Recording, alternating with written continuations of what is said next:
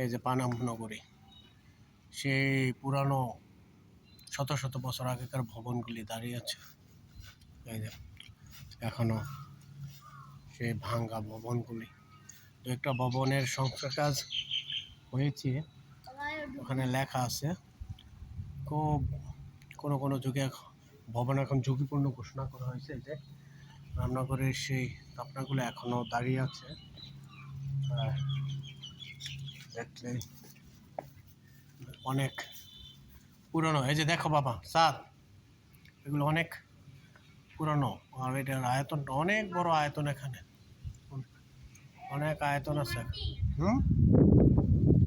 অনেক বড়। হ্যাঁ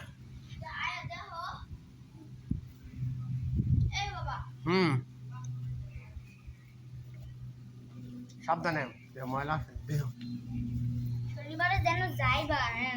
একটা বড় একটা অনেক সিঁড়ি দেখছিলা, একটা মসজিদ দেখছিলা।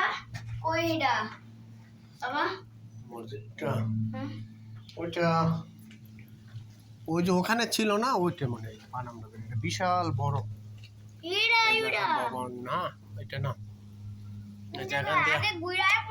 নগরী যেন ওইটা আসলে হ্যাঁ ঘুরায় পড়ছি বাবা, যেন আসলে তো ঘুরায় পড়ছি। আমার এন্ড আবার যামু অন্য জায়গায়, ওখানে ছিল ওইটা দেও নাই বিশাল বড়, দেও নাই কি আমারে দেখেনি না। ওইটা ছিল, তুমি যেটা বলছো ওইটা তাজমহল, তাজমহলটা আর যাবো না আজকে। আর শুধু সোনারগাঁও শাখা জাদুঘরে আসছি, আর পানাম নগরীতে ওটা আরেক সময় হলে, আজকে মনে হয় সময় হবে না। এই যে দেখেন সে পুরানো ভবন, শত শত বছর পরেও সুন্দর দাঁড়িয়ে আছে। অনেকগুলো আবার সংসার করে ব্যবহারের উপযোগী করা হয়েছে। এটা অনেক বিশাল বড়, বিশাল এরিয়া। সাবধানে। আমাদের নিকোলাস পরিবার থেকে আমরা প্রায় 200 জনের একটা টিম এসেছি সোনারগাঁয়ে। এদিকে বাবা যায় নদীকে ভয়ঙ্কর গেলি, দেখলে এখন খুব ভয়ঙ্কর লাগে। নগরী বিশাল এরিয়া, এদিকে ওখানে যায় না।